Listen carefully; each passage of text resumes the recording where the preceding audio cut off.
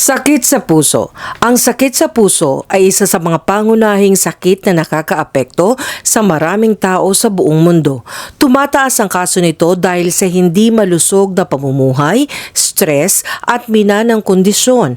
Mahalaga na alagaan ang puso habang bata pa upang maiwasan ang mas malubhang problema sa kalusugan pagdating ng panahon. May iba't ibang dahilan kung bakit nagkakaroon ng sakit sa puso. Kabilang dito ang hindi tamang pagkain, kakulangan sa ehersisyo, paninigarilyo at pagiging sobra ang timbang. Maaari ring magdulot sa alta presyon, mataas na kolesterol at stress ang sakit na ito. Sa ilang pagkakataon, namamana rin ito mula sa pamilya. May mga paraan upang magamot o mabawasan ang panganib ng sakit sa puso.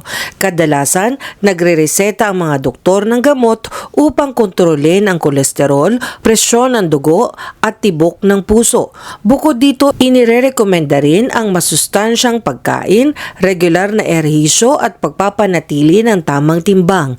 Sa mas malalang kaso, kinakailangan ang mga medikal na proseso upang mapabuti ang daloy ng dugo sa puso.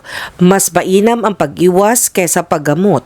Maaring maiwasan ang sakit sa puso sa pamamagitan ng pag-iwas sa paninigarilyo, pagkakaroon ng balansing dieta, sapat na tulog at maagap na pagpapatingin sa doktor.